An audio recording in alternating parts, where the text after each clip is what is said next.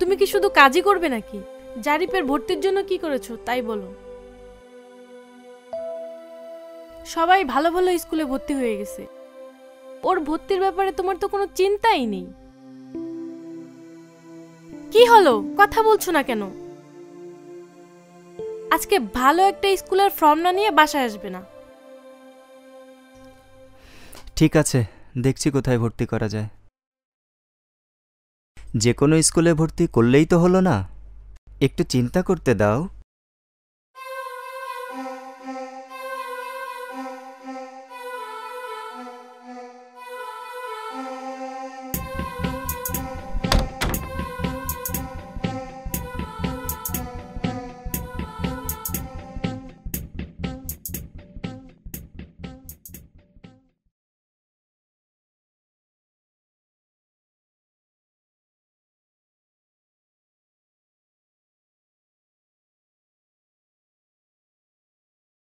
উফ,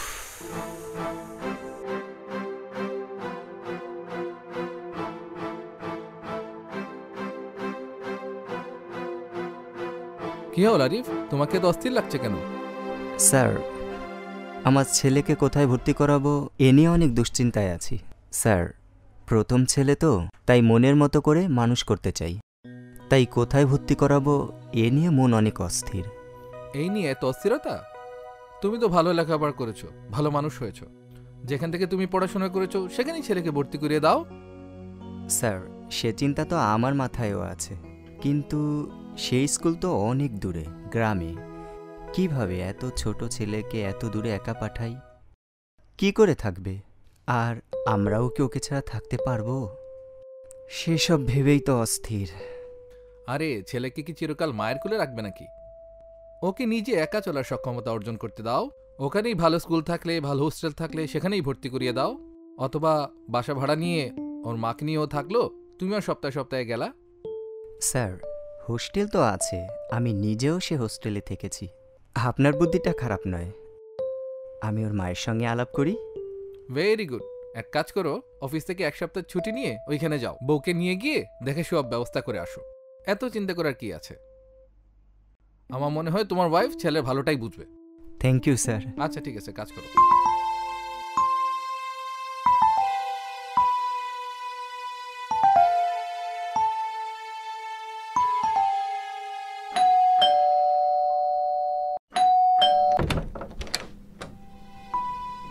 আরে তোমাকে আজ এত খুশি মনে হচ্ছে কেন? জারিফের ভর্তির ব্যাপারে কিছু করলে নাকি?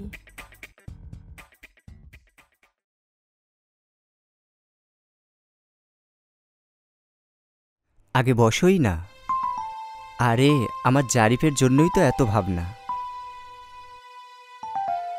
জারিফের স্কুল নিয়ে অনেক চিন্তা করেছি, কিন্তু এখানে ভালো স্কুল কোথাও নেই।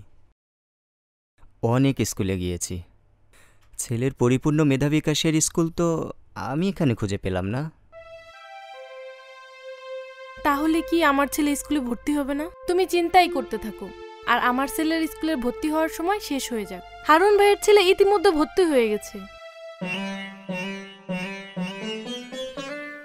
দেখো, একটা ছেলের মেধা বিকাশের জন্য উপযুক্ত পরিবেশওয়ালা স্কুল দরকার, যেখানে লেখাপড়া, জ্ঞান চর্চা ও সাংস্কৃতিক বিকাশ নিশ্চিত হয়। তা না হলে তার মেধার পরিপূর্ণ বিকাশ হবে না। তাহলে তুমি কি ভাবছো? তাড়াতাড়ি একটা সিদ্ধান্ত নাও। এই বয়সে ক্লাস 6 থেকে 10 পর্যন্তই ছেলে মেয়েদের আচার আচরণ, জ্ঞান চর্চা, খেলাধুলা ও সাংস্কৃতিক চর্চার উপযুক্ত সময়। এই সময়ে যা শিখবে তাই তার ভবিষ্যৎ জীবনের ভিত্তি। তাই এমন কোনো স্কুলে দেওয়া যাবে না যে স্কুলে তার ভিত্তি দুর্বলভাবে তৈরি হয়। তেমন স্কুল কোথায় পাবে? এরকম স্কুল কি তোমার জানাশোনা আছে? আমার একটা জানাশোনা স্কুল আছে, তবে সেটা তোমার জন্য কষ্টকর এবং ব্যয়সাপেক্ষ। আরে আমাকে নিয়ে ভাবতে হবে না, আমার ছেলের জন্য প্রয়োজন হলে আমি না খেয়ে থাকবো। আর কষ্ট, ছেলের জন্য কষ্ট করব না তাই কার জন্য করব? আমাকে নিয়ে ভাবতে হবে না। কোন স্কুল তাই বলো? Maulvi Abdul Hai memorial school and college. সেই গোপালগঞ্জে। এত দূরে তুমি ছেলেকে রেখে থাকতে পারবে? কেন, সেখানে হোস্টেল নেই? পড়াশোনা যেখানে এত ভালো, তা আমার ছেলে ওখানেই পড়বে। দরকার হলে আমি বাসা ভাড়া করে ওখানেই থাকবো। আলহামদুলিল্লাহ। আমি তো শুধু তোমার কথা চিন্তা করেই টেনশনে ছিলাম। ছেলের জন্য তুমি যদি এত কষ্ট করতে পারো, আমিও না হয় ছেলের জন্য ব্যাচেলর হয়ে ঢাকায় থাকলাম।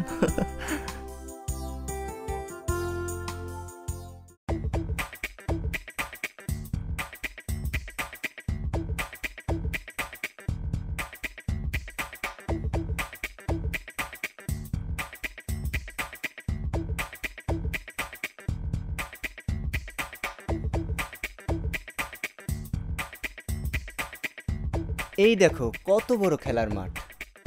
ওই যে ভিতরে আরো একটা ছোট মাঠ আছে।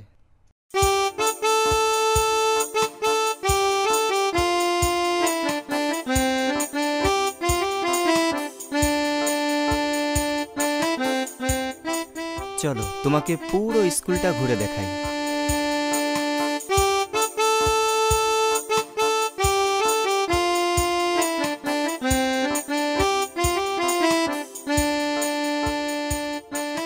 আসসালামু আলাইকুম স্যার, কেমন আছেন? ওয়ালাইকুম আসসালাম। হ্যাঁ, ভালো আছি। তোমরা ভালো আছো তো? জি স্যার, আমরা যে খেলতে গিয়েছিলাম তার কোনো ভিডিও আছে কি? আরিফ, এটা তো করাই আছে। তোমরা অডিটোরিয়ামে যাও, অডিটোরিয়ামে গেলেই দেখতে পারবে। চলো চলো। চলো। চলেন স্যার, অডিটোরিয়ামে যাওয়া যাক।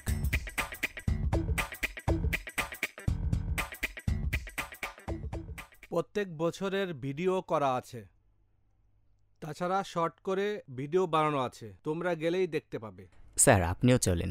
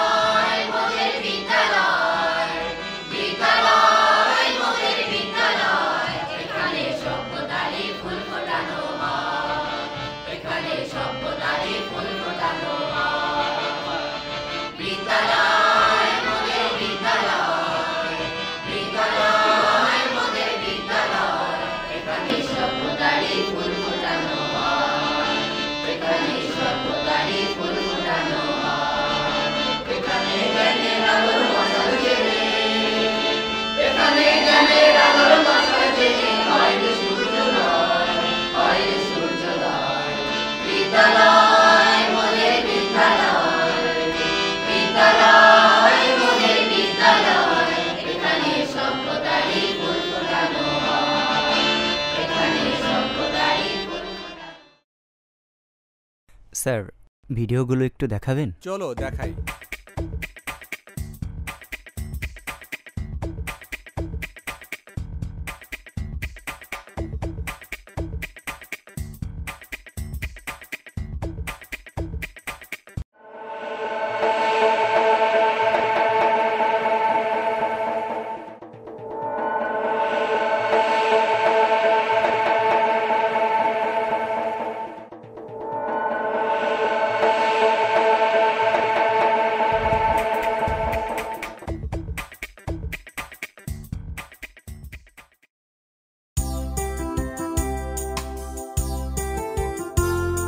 বঙ্গবন্ধুর সোনার বাংলা বাস্তবায়নে কোমলমতি ছাত্রছাত্রীদের সামাজিক, রাজনৈতিক, অর্থনৈতিক এবং সাংস্কৃতিক প্রতিটি ক্ষেত্রে সুপ্ত মেধা বিকাশের ও নেতৃত্ব প্রদানের উপযোগী করে গড়ে তুলতে Maulvi Abdul Hai memorial school and college দৃঢ় প্রতিজ্ঞ। গোপালগঞ্জের অন্যতম শ্রেষ্ঠ শিক্ষা প্রতিষ্ঠান, ছাত্রছাত্রীদের সুপ্ত প্রতিভা বিকাশের অদ্বিতীয় বিদ্যাপীঠ। আধুনিক যুগোপযোগী পদ্ধতিতে শিক্ষা প্রদান ও জ্ঞান চর্চার বিশ্বস্ত শিক্ষালয়, বাস্তবসম্মত লেখাপড়া ও সময়োপযোগী কৌশল ভিত্তিক বিশ্বমানের শিক্ষা প্রতিষ্ঠান, ৭০টি অত্যাধুনিক কম্পিউটার সুসজ্জিত কম্পিউটার ল্যাব। আমাদের রয়েছে সার্বক্ষণিক ফ্রি ইন্টারনেট ও ওয়াইফাইয়ের সুব্যবস্থা, সর্বাধুনিক প্রযুক্তির অণুবীক্ষণ যন্ত্র সুসজ্জিত বিজ্ঞান ল্যাব, পাঠ্যসূচি অন্তর্ভুক্ত ও বহির্ভূত সব ধরনের বই সংবলিত আধুনিক পাঠাগার,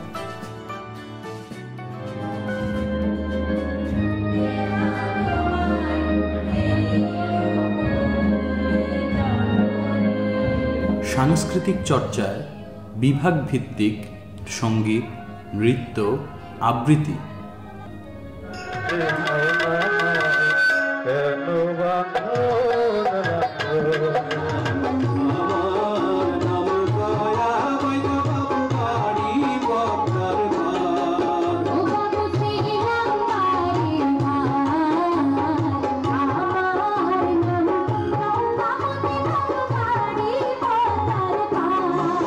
লেখাপড়া, সাংস্কৃতিক চর্চা ও খেলাধুলায় আন্তর্জাতিক অঙ্গনে বাংলাদেশের প্রতিনিধিত্বকারী শিক্ষা প্রতিষ্ঠান।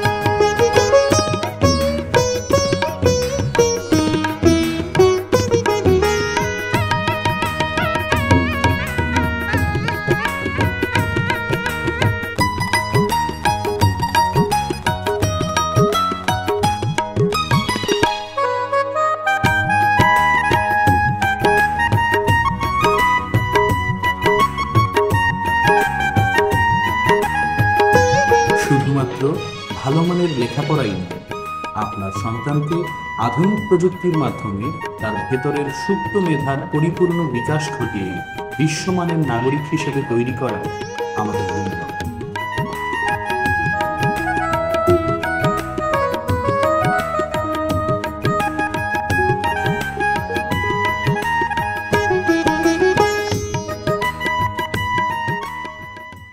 আরিফ, তুমি একটা সঠিক সিদ্ধান্ত নিয়েছো। এটা তুমি আগে বলনি কেন বলো তো?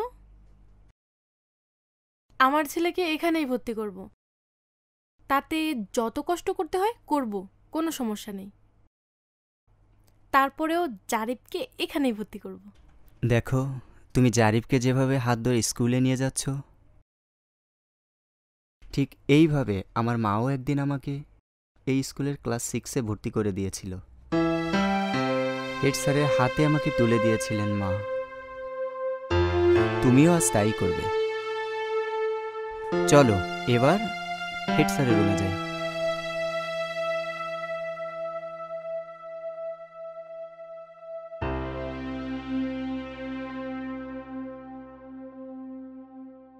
আসসালামু আলাইকুম স্যার। ওয়ালাইকুম আসসালাম। আরে তুমি আরিফ না? এসো এসো, বসো।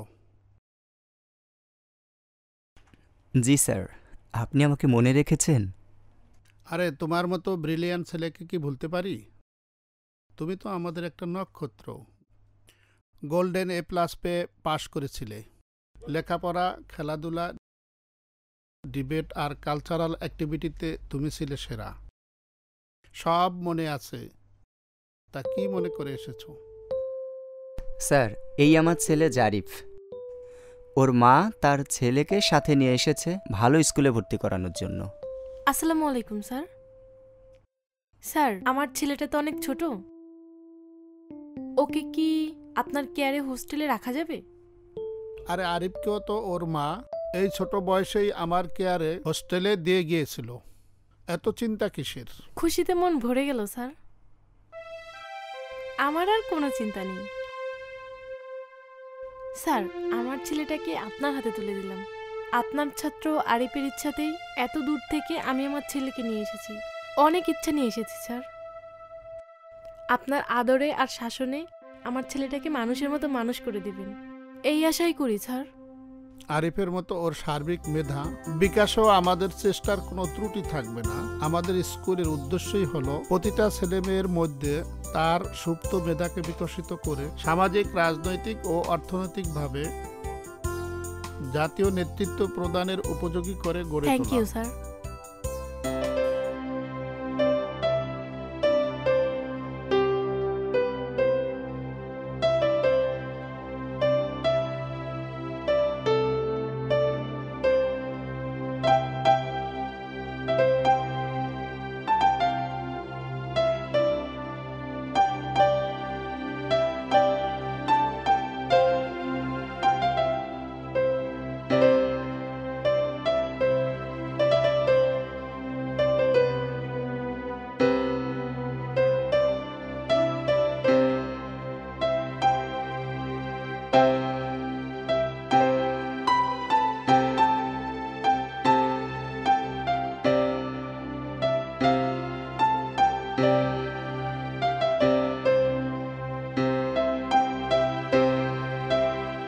কি রে আরিফ, তোর কি লোল পড়ছে নাকি?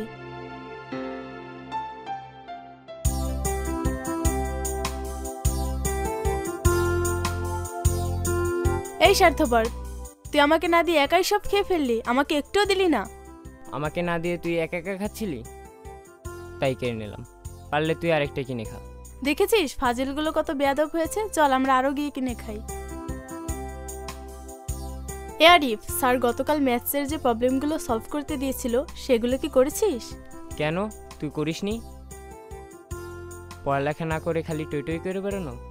আরে সন্ধ্যা হলে তো শুধু তোর কথাই মনে পড়ে, পড়বো কখন? তোর খাতাটা একটু দে না। বুঝেছি, স্যারের কাছে তোর নামে কমপ্লেন করতে হবে। এভাবে ভাবতে নিষেধ করেছে না স্যাররা? বলে দেবো স্যারের কাছে।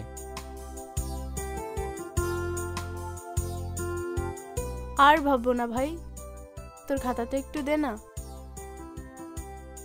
ঠিক আছে, স্যারের কাছে নালিশ করবো না। ছুটির পরে তুই আমাকে কেক আর কোক খাওয়াবি, এই তোর জরিমানা। তারপর খাতা পাবি। তোকে খাওয়াতে তো আমার কোনো আপত্তি নেই, কিন্তু তুই আমাকে এত কষ্ট দিস কেন? ঠিক আছে, মন খারাপ করিস না।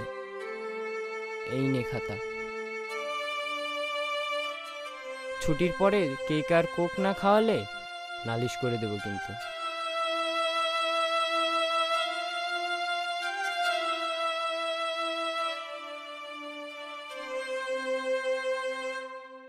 আরিফ দাঁড়াও। নিউটনের সূত্র কয়টা এবং কি কি বুঝিয়ে বলো। সরি স্যার, আমি বলতে পারবো না। কেন, পড়ে আসোনি? না স্যার, গতকাল রাতে পড়তে পারিনি। পড়ো নাই কেন? কি করেছো তাহলে? ফাঁকিবাজি? কান ধরো, 10 মিনিট দাঁড়িয়ে থাকো।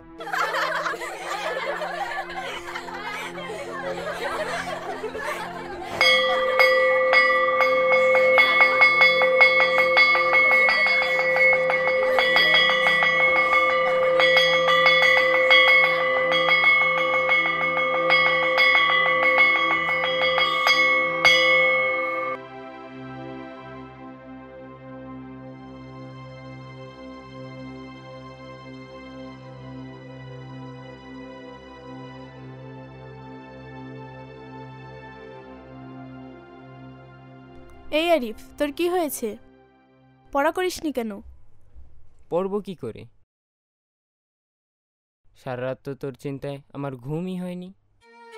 এসব চিন্তা বাদ দে, জাহান্নামে যাবি না হলে। এসব চিন্তা না করে পড়াশোনায় মন দে।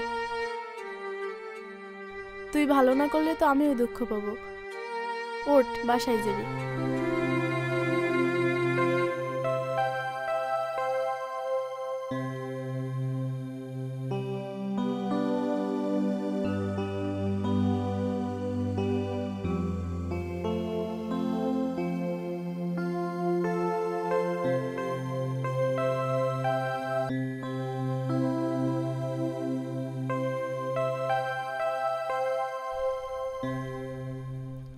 যা বাসায় যা, কাল থেকে সব পড়া করে আসবি, অন্য কোনো চিন্তা একদমই করবি না।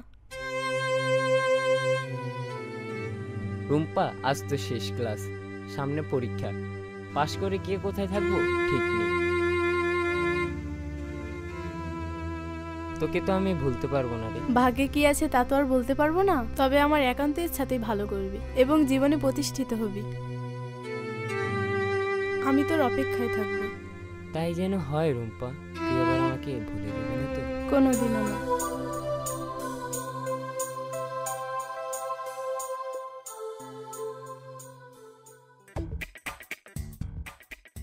মা, আমাকে কিন্তু সাইকেল কিনে দিতে হবে। তুমি সাইকেল দিয়ে কি করবে মানিক? তুমি তো থাকবে হোস্টেলে। সবার সাইকেল আছে, আমিও সাইকেল চালাবো। আমাকে সাইকেল না কিনে দিলে আমি পড়াশোনা করব না। ঠিক আছে, আগে ভর্তি হও, তারপর তোমার বাবাকে বলবো সাইকেল কিনে দিবে, ঠিক আছে? আচ্ছা চলো। এ আরিফ, এতক্ষণ ধরে উপরের দিকে তাকিয়ে কি ভাবছো? স্মৃতিচারণ করছিলাম। আমার ক্লাস ফ্রেন্ড রুম্পাকে নিয়ে কত কি ভেবেছিলাম। কোথায় হারিয়ে গেল সেই রুম্পা। এখন তুমি আর জারিফই আমার জীবন।